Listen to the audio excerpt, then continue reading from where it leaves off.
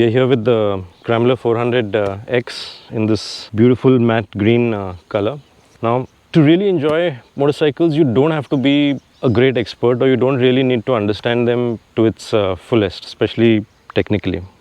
But if you are interested in knowing more about what a scrambler is and how it came about being, then listen on. When bikes first started being made, they were primarily what you would call today as street bikes or commuter bikes or stuff. They just for the purpose of going from point A to point B.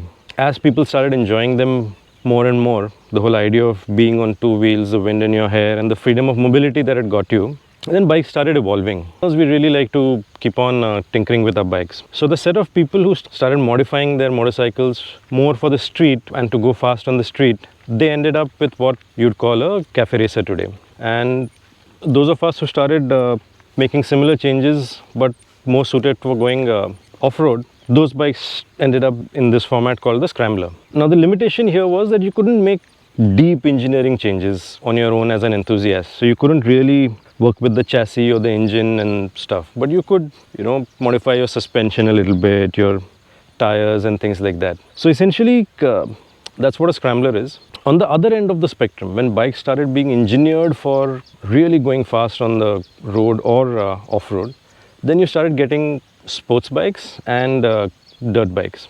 Now the problem with, or rather the limitation with sport bike and dirt bike is that they're not so good outside their designed purpose. So they're very good for the purpose for which they're designed.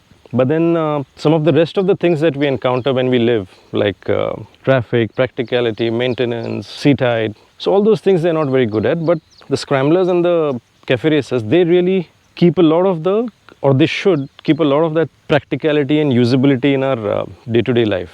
That's how you end up on a motorcycle like this. The thing about motorcycles is they're just like friends. Now you don't really choose your friends based on their ability as such. You choose your friends, or your friends become your friends, primarily based on their character and compatibility. So these are the two things that are essential to look for even in a motorcycle. You've got to love the character, and you've got to love, or you've got to have that compatibility with you. So yeah, let's discover the character and compatibility of this motorcycle today.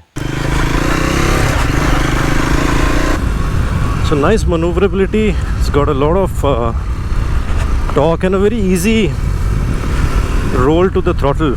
So I'm making good progress. I'm pretty comfortable, relaxed. The ability to really go off-road depends on two things, sort of your tires, suspension, and your overall bike weight. That's only one. And the second is the rider skill. Since scramblers are kind of derived from road bikes, they retain the practicality of road bikes and let you have a little bit of fun when the road ends. So generally around the villages or in the countryside where people are going, vehicles are going, but it's not tarmac yet, very exactly like the kind of road we are on. You can call it a trail or whatever.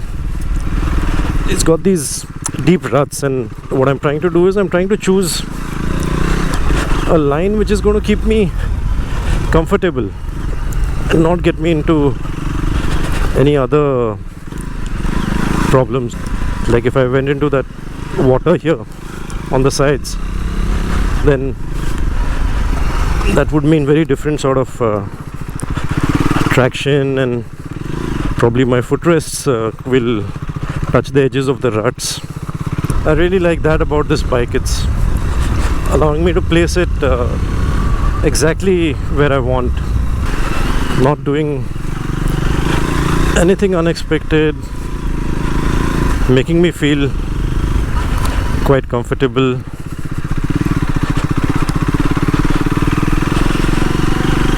Oh, that's lovely.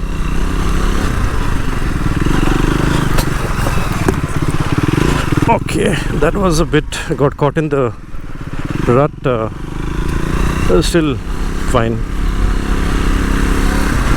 Now we are entering this kind of grass where I really can't see, how the surface is underneath. So I have to keep it a little careful here.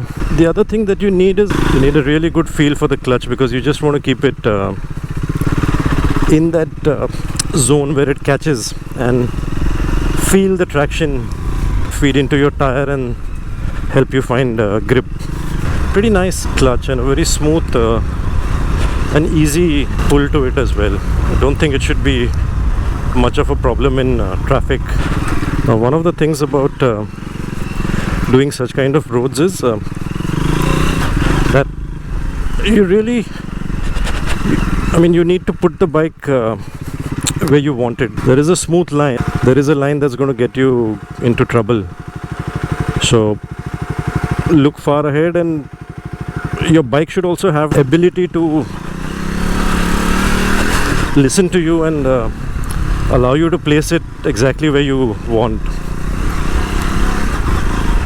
And then the same thing becomes very easy. You just breeze through it, otherwise it's a big struggle, and I don't feel like the struggle today. I can sit, I can stand through it. In both positions I can really play with the bike, and I've got surprisingly good grip on the tank when I'm standing, even with my knees. So a lot of bikes nowadays, when you stand, they're just too far low, and your knees can sometimes be above the bodywork. But here, very comfortable, gives me a good perch while standing, and very good grip, so I don't have to weigh too much on the bars. And that's the basic of riding comfortably off-road.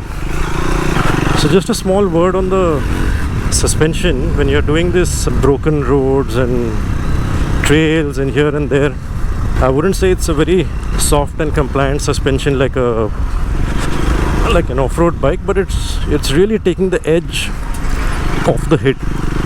So a lot of those sharp edges like these, the way you feel it is quite muted, and that's what you really want. So pretty well damped. Now let's see how it does on the twisties. You need a bike that responds well and responds predictably. So these endless corners, love it.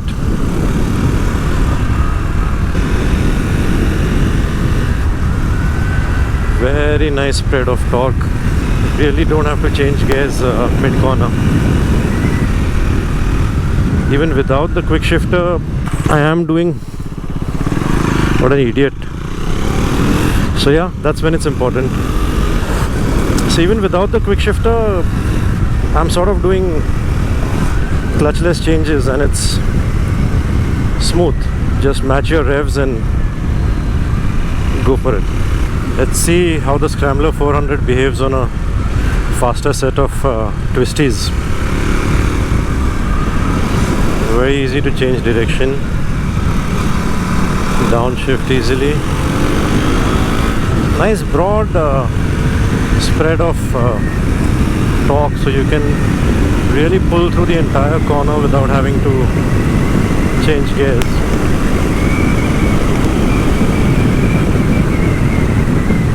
Gets up to pace very quickly, and so you really require that when you want to overtake cars and other slower moving things on the twisties.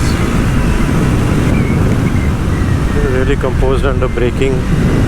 What's great is the really usable power right through the rev range. It doesn't feel strained anywhere as such.